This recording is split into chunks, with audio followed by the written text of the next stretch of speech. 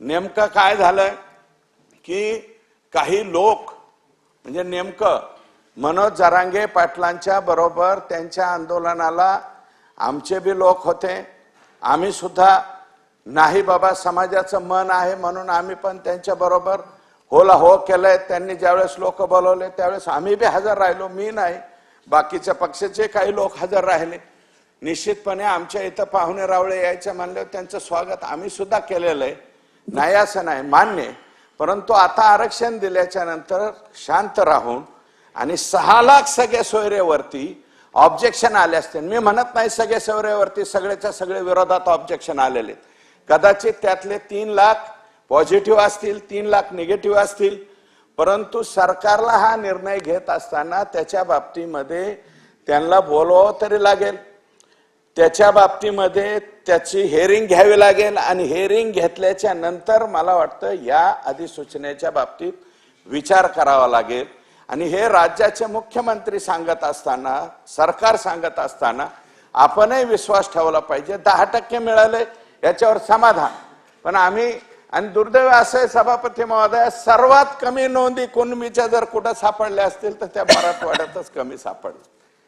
एक आमचा जिल्हा 19,000 पर्यंत सापडला, संपूर्ण मराठवाड्यामध्ये फक्त 50,000 सापड। आता 57 लाख जे म्हणतायत त्या 57 लाखापैकी ऑलरेडी ते सर्वाधिक नोंदी मला वाटतं विदर्भातल्याच, अमरावती विभागातल्या आहेत, नाशिक विभागातल्या आहेत, कारण ते पंजाबराव देशमुख साहेबांच्या पासून ते जे आहे त्या नोंदी तिकडे चालू राहिलेल्या आहेत। उत्तर महाराष्ट्रामध्ये आमचे सगळे लोक ऑलरेडी कुणबीमध्ये गेलेले आहेत, त्याच्यामुळं तिकडे नोंदी सापडतायत, मराठवाड्यात मात्र सर्वात कमी सापडल्या। आणि उद्याच्याला सगळे सोयऱ्याचा जरी कायदा लागू झाला तरी त्याच्यामध्ये सरसकट सगळ्यांना कुणबी सर्टिफिकेट देता येणार नाही। त्याच्यामध्ये कोणाकोणाला माझं म्हणणं आहे तेच की एखादा सिनियर जे काउन्सिलर आहे त्याला तुम्ही जिल्ह्यामध्ये बोलवा। आणि ही सगळ्यात मोठी अडचण जी आहे, मराठवाड्यातले 8 जिल्हे आणि पश्चिम महाराष्ट्रातल्या 5 जिल्ह्यातले सुद्धा 50% पेक्षा खाली आलेली। सभापती महोदया, या ठिकाणी एकच नम्रपणे म्हणाल, मी अधिकचं वादातीत बोलणार नाही, परंतु आरक्षण मिळाल्याच्या नंतर पुढे जे काल परवा जरांगे पाटील जे बोलले माननीय उपमुख्यमंत्र्यावरती, मला वाटतं हे कोणालाही पटलेलं नाहीये। आता कोणाला 5% 4% जे लोकांना फेसबुक व्हॉट्सअप वरतीच काही म्हणायचं त्यांना पटेल, परंतु ज्या माणसाने आरक्षण दिलं, दुसऱ्या वेळेस सुद्धा जो माणूस पॉझिटिव्ह आहे, जो माणूस ड्राफ्ट तयार करताना सुद्धा पहाटे 4-4 वाजेपर्यंत जागलेला आम्ही बघितला। आणि राज्याच्या मुख्यमंत्र्यांनी तर अहो बिलकुल स्वतःचं काहीच मानलं नाही ना हो। तुम्ही बोलवलं आंतरवली सराटीला विमान घेऊन, तिथं राज्याचे 6 मंत्री 2 वेळा तिथं गेलेत, प्रोटोकॉल पाळला नाही। राज्याचे मुख्यमंत्री मोर्चाला सामोरं जायला कुठं तर नवी मुंबईला स्वतः मुख्यमंत्री तिथे जातात, त्यांनी स्वतःचा इगो वगैरे काहीच राखला नाही। आणि तुमच्या वंशावळीच्या बाबतीमध्ये, तुमच्या कुणबी नोंदीच्या बाबतीमध्ये शिंदे समिती असेल, भोसले समिती असेल, सगळ्याच बाबतीमध्ये तातडीने पॉझिटिव्हली पावलं उचलण्याच्या बाबतीमध्ये हे सरकार कुठंच कमी पडलं नाही। तरी सुद्धा तुम्ही उठून राज्याच्या उपमुख्यमंत्र्याला वेडवाकडं बोलताय, राज्याच्या मुख्यमंत्र्याला वेडवाकडं बोलताय। मग आता फक्त आता म्हणताय तुम्ही उपोषण सोडल्याच्या नंतर की 16-17 दिवस माझ्याकडे सरकार आलं नाही। सरकार आलं ना तुमच्याकडे, म्हणजे आपले विभागीय आयुक्त आले, कलेक्टर आले, SP आले, त्यांच्या पुढे काय झालं त्याच्यानंतर मग सरकार नाही गेलं बाबा, घाबरलं। परंतु आता मला असं वाटतं की हे कलगीतुरा चालू ठेवण्यापेक्षा, आणि आता कपिल पाटील साहेब बोलले, मी फक्त एकटं जरांगे पाटलांनाच म्हणणार नाही, आम्ही बोललोत ना, तुम्ही जरांगे पाटील मागचे अधिवेशन बी काढून बघा, आम्ही भुजबळ साहेबांवरती बी बोललोत की भुजबळ साहेबांनी सुद्धा थोडंसं कमी बोललं पाहिजेत, हे बोललोत, याच सभागृहामध्ये बोललो। परंतु तुम्ही आता जी भाषा राज्याच्या उपमुख्यमंत्री, गृहमंत्र्याच्या बाबतीत, राज्याच्या मुख्यमंत्र्याच्या बाबतीत उद्याच्याला मग तुम्ही उद्धव साहेबाला असंच बोलाल, आणखी कोणाला बोलाल, सोनियाजींच्या बाबतीत आणखी काहीतरी ते बोलतात, राहुल गांधींना बी बोलतात. राहुल गांधींनी वडेट्टीवार बोलले. आता ज्याचे त्याचे प्रश्न आहेत तिथं. वडेट्टीवारांना त्यांच्या भागामध्ये जर अदर बॅकवर्ड क्लास जास्त असेल तर त्यांना त्यांच्या बाजूने बोलावलं. आणि आम्ही सुद्धा मराठा समाजाच्या बाजूने बोलतोच ना, नाही असं कुठं बोलतो 100%. ही जी सगळे सोयरेची अंमलबजावणी झालीच पाहिजे हे सुद्धा इथे या ठिकाणी म्हणतो. परंतु कायदेशीर उद्याच्याला लागू करायची आणि लगेच स्टेड व्हायची असे काही लागू करावी असं आमचं मत नाही.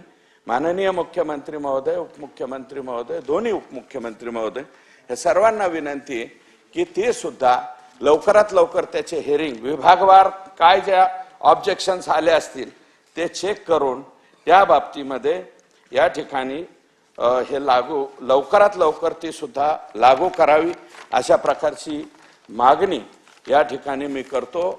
आणि हे जे दोन समाजामधलं एकदम अंतर पडलेलं आहे काही दिवस सभापती महोदय, 10% आरक्षण दिल्याच्या नंतर कुठंतरी माणसं आणि याचे परिणाम कुठं झाले. शिवजयंतीवर सुद्धा परिणाम झालाय सभापती महोदया.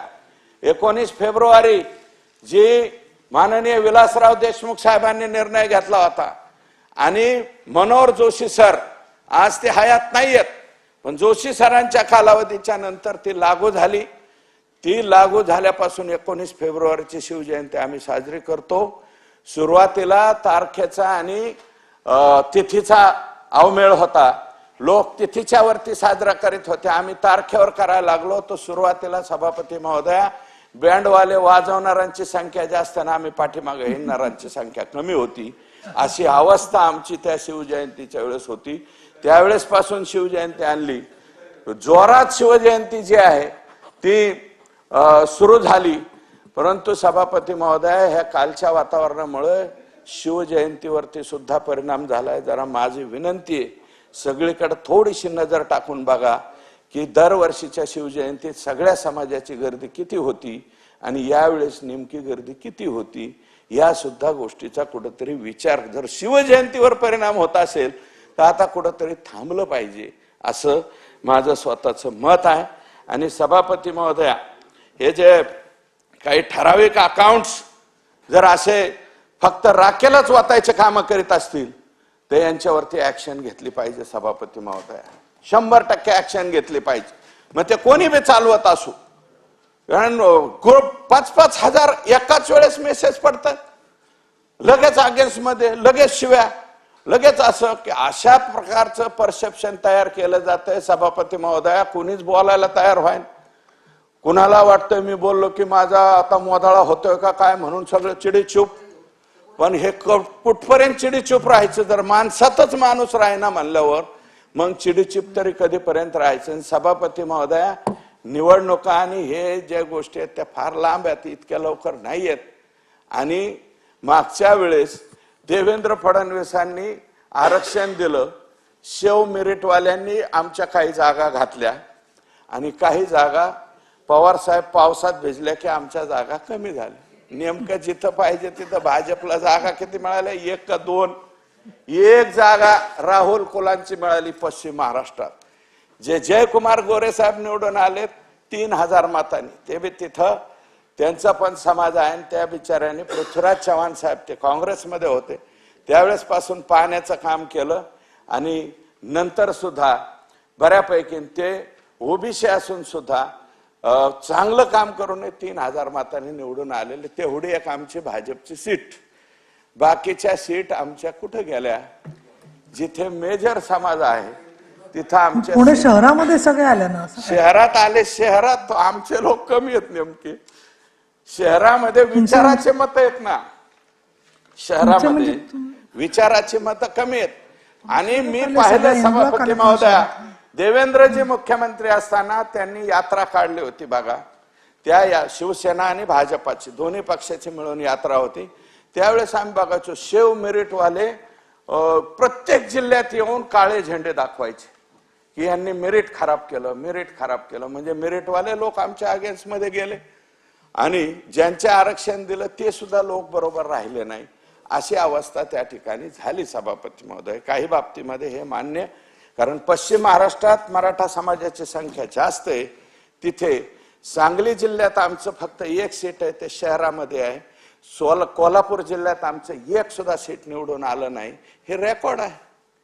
पुणे जिल्ह्यातले आलेले ते शहरातले लोक निवडून आले, बाकी कुठे? पुणे शहरातले लोक निवडून आलेले, परंतु आउटस्कट आणि ग्रामीण भागात म्हणलं तर एक सीट फक्त दौंडचं त्या ठिकाणी निवडून आलेले. सभापती महोदय,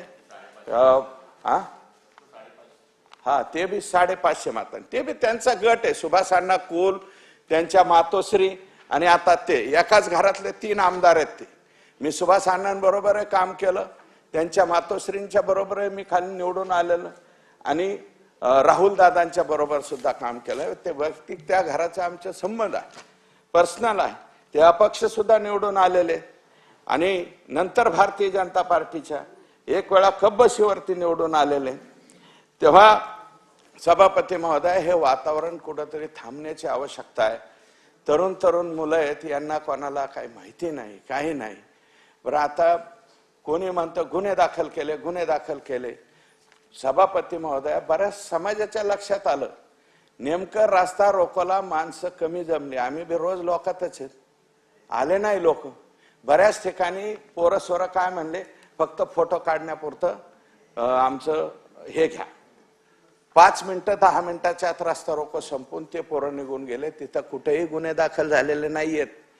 गुन्हे कुठं दाखल झालेत, कोणत्या प्रकरणात झालेत, जिथं 2-2 तास 4.5 तास रस्ता अडवला गेला, जाणीवपूर्वक पोलिसांच्या गाड्या अडवल्या गेल्या, अशाच जागेवरती फक्त रस्ता रोको मध्ये गुन्हे दाखल झाले. ठीक आहे, सरकारला उद्याच्याला वाटलं तर ते परत बी घेत. आता खरं बोललं की सख्याला राग येतो म्हणतात. कोणी खरं बोला ना, गृहमंत्री म्हणून उपमुख्यमंत्री महोदय खरं बोलले की ज्याच्यामध्ये काही नुकसान झालं असेल, 307 सारखे गंभीर गुन्हे असतील, किंवा ज्याच्यामध्ये प्रचंड हानी झाली असेल सरकारची किंवा खाजगी मालमत्तेची, त्या प्रकरणामध्ये माघारी घेताचे हायकोर्टाचे काही आदेश आहेत. त्या आदेशाने सरसकट सगळे गुन्हे माघार घेता येत नाहीत. हे म्हणलं तरी सुद्धा लगेच हे अमका, म्हणजे आता ते मी बोलणार नाही बाबा, आरतुऱ्यावर ते सुरू होत. तुझं असं, तुझं जात काढली जाते. सभापती महोदय, राज्याचे मुख्यमंत्री राहिलेला, आता उपमुख्यमंत्री असलेला, या राज्यातला सर्वात मोठा पक्ष असलेल्या व्यक्तीची जात सुद्धा काढली जाते. कोणत्या भाषेमध्ये बोलतोय आपण, काय बोलतोय, याचं कुठेही भान राहत नाही. आणि त्याला सुद्धा एकदम ओके म्हणून लगेच लाईक सुद्धा केल्या जातात. आणि हे असे मी 2-3 नावं सांगितले, त्यांचे 5-5 हजार लगेच त्याला कमेंट्स पडतात, लाईक सुद्धा हजारो लाखोत सुद्धा वाढतात. याचा कुठेतरी विचार करण्याची आवश्यकता आहे. मला वाटतं मनोज जरांगे पाटलांना सुद्धा माझी विनंती राहील की आता काही काळ तुम्ही शांत राहून, जिथे कुठं सर्टिफिकेट दिलेलं नाही, तब्येतीची अगोदर काळजी घ्या. नंतर कोणत्या तालुक्यात कुठं बाबा लँडच्या जमीन, म्हणजे आपण मोजणी ऑफिस म्हणतो, मोजणी ऑफिसला जास्त नोंदी सापडतायत सभापती महोदय. मग कोणत्या तालुक्यातल्या नोंदी सापडल्या नाही, अजून सापडल्यात तर त्याला वाचणारे लोक सापडत नाहीत. एक पंचायत आहे का सभापती महोदय, माणसांची संख्या कमी आहे, त्याच्यातल्या ज्या नोंदी आहेत काही उर्दूत आहेत, काही द्विभाषिक आहेत, मोडी लिपीत आहेत, ते वाचणारे सुद्धा माणसं सापडत नाहीत सभापती महोदय. ते सापडून आणावं लागते, कलेक्टरकडे जावं लागतंय, ऑर्डर काढावं लागते. ऑर्डर काढल्यावर काही पहिल्यांदा 1 तालुका होता, आता 2 तालुके झालेत. तर त्या तालुक्यावाला तहसील म्हणतो ह्या तालुक्याकडे जा, ह्या तालुक्याचा तहसीलदार म्हणतो आता तिकडचा तालुका झाला. सभापती महोदय संपवतो, फार गहन प्रश्न आहे म्हणून. कारण आता सभापती महोदय मान्य करतो, मी जरी आता एवढं चांगलं बोललो तरी मला सुद्धा शिव्या आहेत. देव दे आता कवर शिव्या, गप कधीपर्यंत बसायचं. हे शिव्याची लाखोनी वाहू द्या, कोणी काय म्हणायचं ते म्हणू द्या, पण सत्य परिस्थिती जी आहे ती कुठंतरी मांडली पाहिजे सभापती महोदय. मांडणाच कोणी, त्याच्यामुळे मोकळं रान सुटलंय. कोई दे रान सुटे गिरान, कोणीकडं काही बोलून काहीच बी चलन देऊ.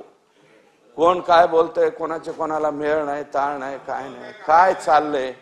आणि मग आता एवढं सरकार पॉझिटिव्ह, मुख्यमंत्री एवढा मोठा पॉझिटिव्ह, त्या मुख्यमंत्र्याला बी उलट बोलायला सुरुवात करायची म्हणल्यावर मग आता त्याच तरी मनात राहील का हे पुढं काय वाढवावं, काय करावं, नेमकं काय चाललंय. आणि लोकांना कळतं सभापती महोदय, याच्यामध्ये बऱ्याच लोकांचे उलटे सुलटे कार्यक्रम झाले सभापती महोदय, इतके खतरनाक कार्यक्रम झाले.